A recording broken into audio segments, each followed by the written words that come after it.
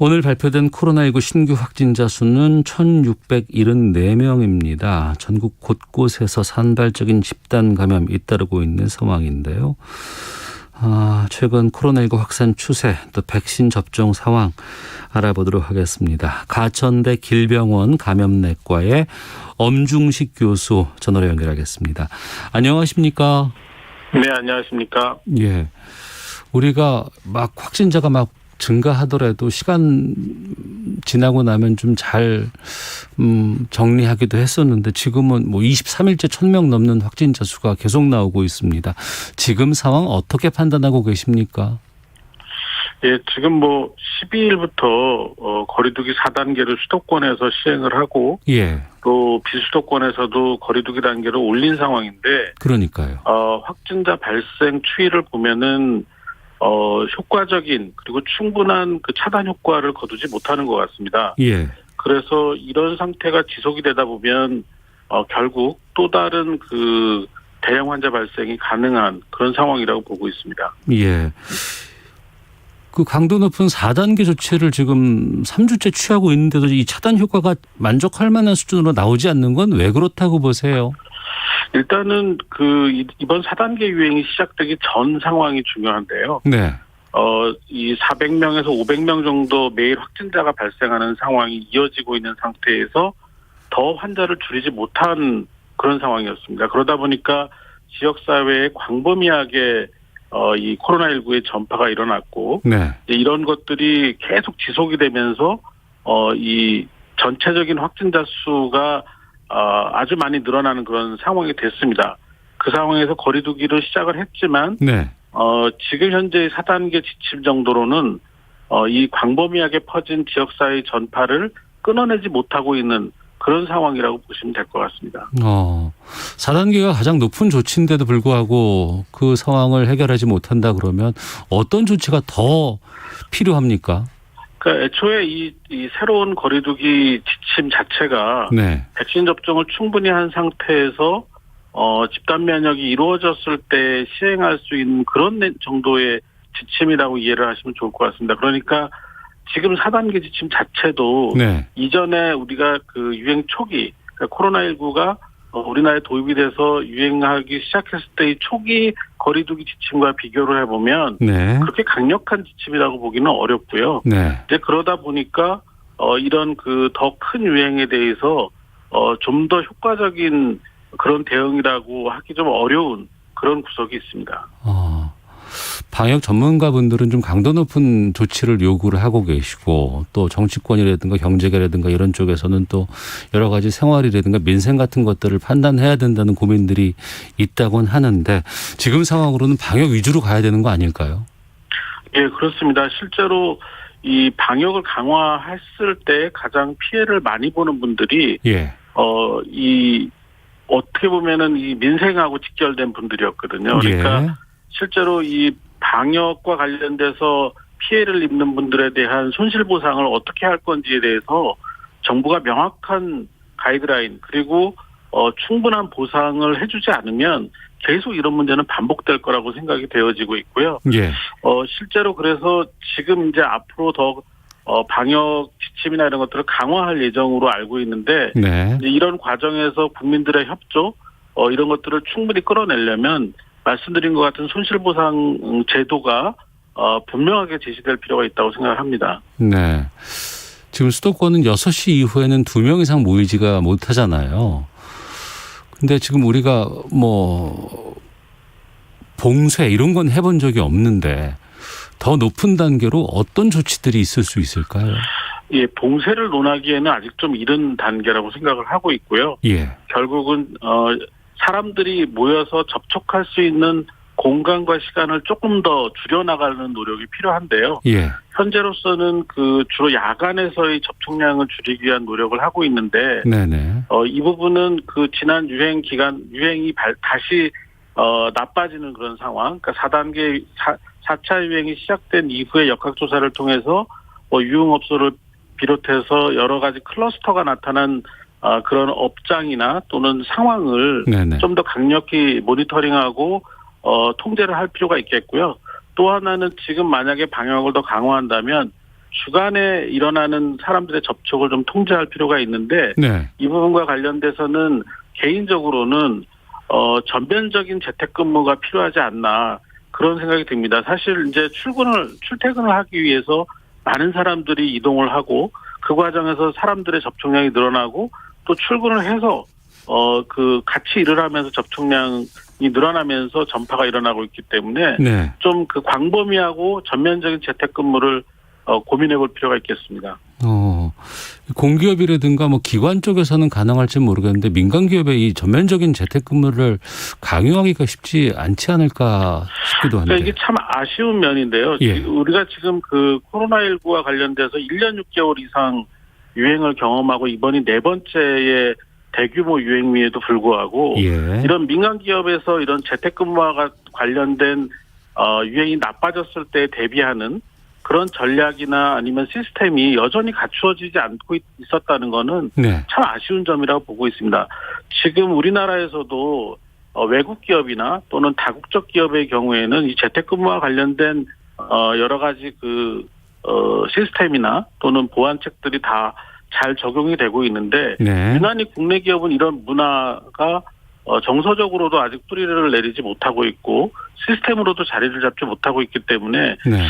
상당히 좀 이런 유행 통제를 하는데 단점으로 작용을 하고 있다고 봅니다. 네. 앞서서 제가 2명 이상이라고 말씀드렸던 것 같은데 6시 이후에는 3명 이상이고 2명까지만 지금 모일 수 있는 상황이라는 것 정정하도록 하겠고요. 가천대 길병원 감염내과 엄중식 교수와 함께 말씀 나누고 있습니다. 게다가 지금 폭염이 이것도 계속 지금 한 20일째 계속되고 있는 상황에서 휴가 가시겠다고 하시는 분들이 꽤 많이 있어요. 어떻게 해야 될까요?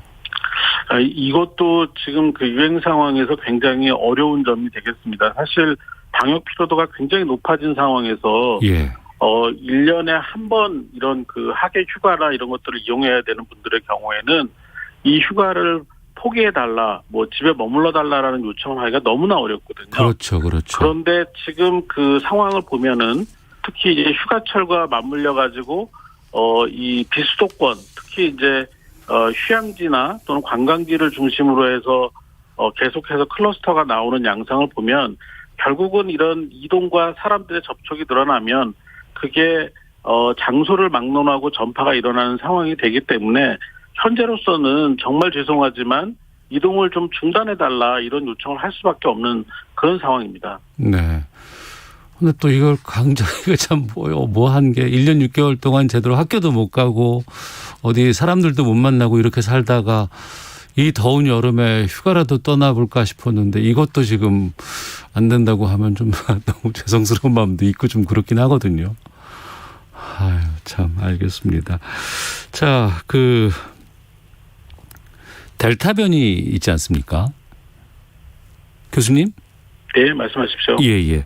이 델타 변이가 처음에는 우리가 우세종이 아니고 그렇게 6월까지만 해도 10% 미만이라고 하던데 지금 갑자기 50%가 거의 다 된다는 소식이 있던데 어떤 상황인가요? 예, 그 델타 변이 바이러스가 해외에서 확인이 됐을 때 외국의 사례를 보면은 굉장히 짧은 기간 동안에 이 변이 바이러스가 어떤 특정한 지역이나 국가의 유행을 주도하는 양상으로 가고 있는 것을 우리가 이미 봤고요. 네. 그래서 가급적 이 델타 변이 바이러스의 유입을 억제하기 위한 여러 가지 노력을 했지만 결국에는 이 변이 바이러스가 우리나라로 유입된 게 확인되고 한 달 정도 지난 뒤부터 변이 바이러스의 확산이 관찰이 되기 시작을 했습니다. 그래서 많은 전문가들이 8월 중순 이후가 되면 네.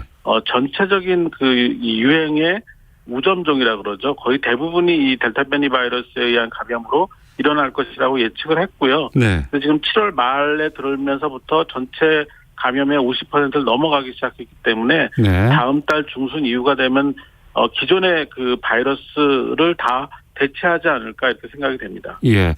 델타 변이가 전염성이 상당히 다른 변이보다도 높다는 거는 저희가 많이 좀 들어봤는데 이게 중증으로 간다거나 이런 것들도 좀 특징이 있습니까?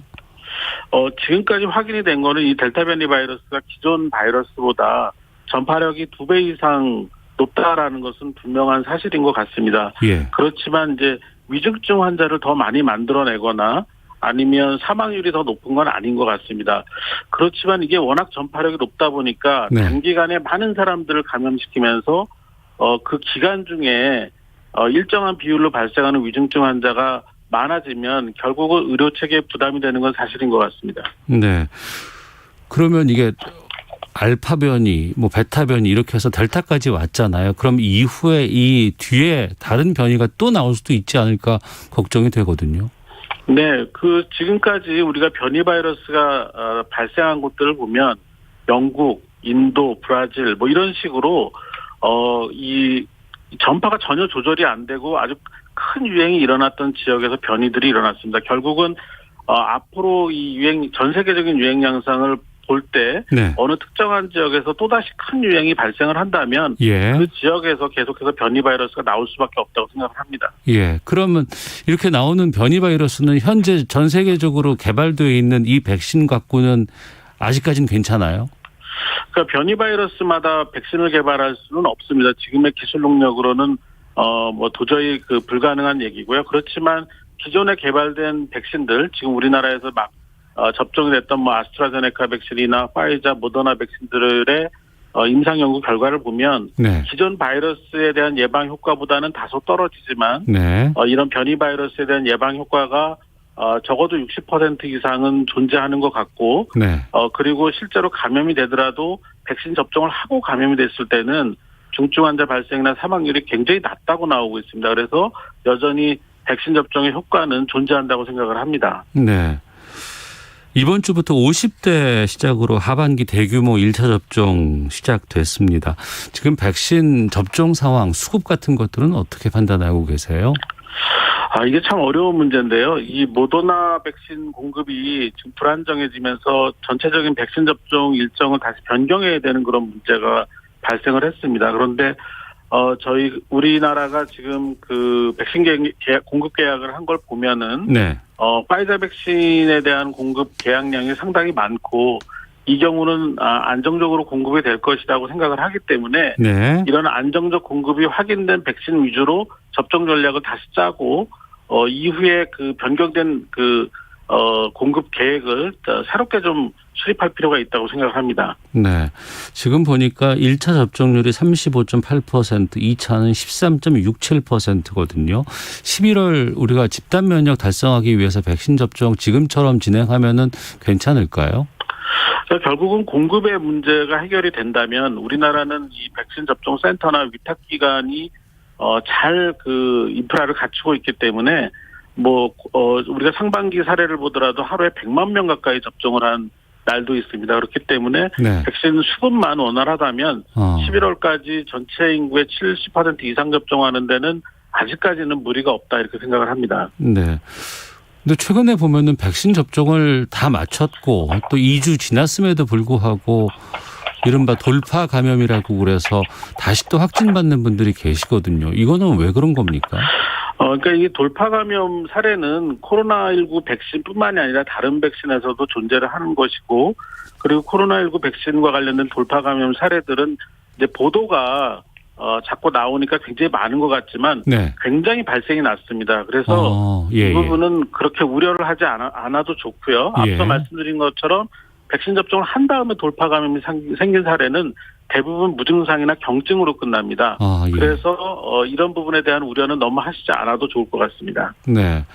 그리고 이제 지금 얀센 백신을 제외하고는 다 2번씩 백신 맞잖아요. 네. 근데 그때 제가 듣기로는 이 백신이 언제까지 효과가 있을 거라는 것에 대해서는 아직 검증된 게 없다더라. 그래서 한 번 더 맞아야 하는 부스터샷 얘기가 계속 나온다고는 하는데 그 부분까지도 이제 고민을 해야 될 때가 아닌가 싶은데요. 예, 그렇습니다. 우리나라가 이제 접종을 시작한 지가 6개월이 넘어가고 있기 때문에 네. 이제 6개월 이후에 백신의 효과를 계속 평가를 하고 있고, 이런 과정에서 다른 나라들에서 나온 데이터나 우리나라의 접종 후 이 효과 유지 기간이나 이런 것들을 분석한 자료들을 검토를 해서 부스터 백신, 그러니까 추가 백신 접종 전략을 어떻게 할지 조만간 결정할 필요가 있다고 생각을 합니다. 네. 지금 우리 의료진들 1년 6개월 넘게 저희는 뭐 휴가 가네 안 가네 이러면서 제가 좀 투정 부리기도 했습니다만 의료진들은 너무 고생이 좀 많을 것 같은데 의료진들 상황은 어떻습니까?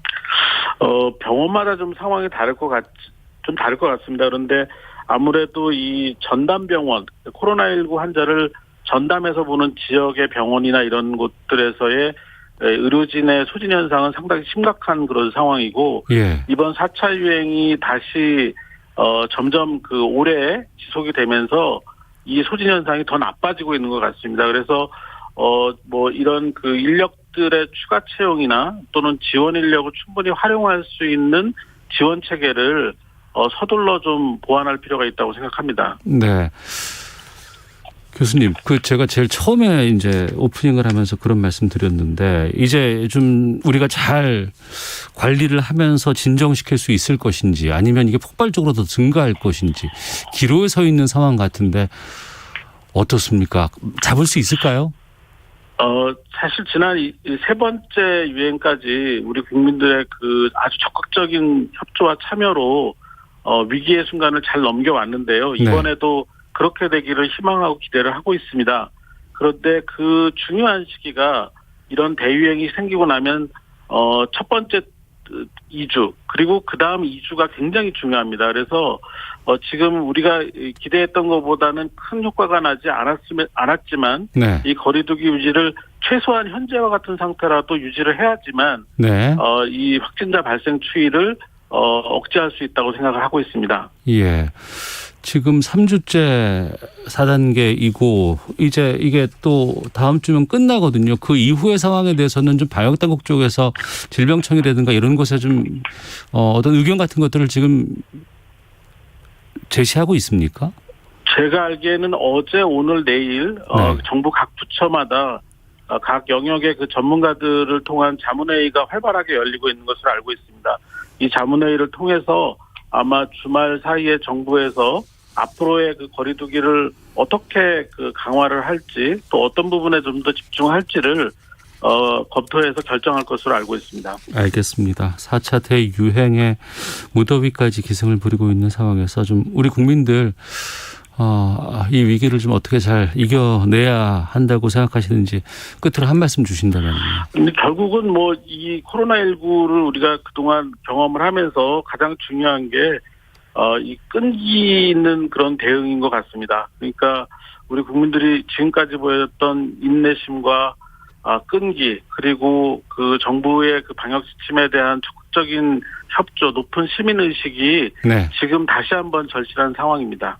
알겠습니다. 4차 유행 꼭 좀 막았으면 좋겠네요. 알겠습니다. 오늘 말씀 고맙습니다. 감사합니다. 네, 가천대 길병원 감염내과의 엄중식 교수와 함께 말씀 나눴습니다.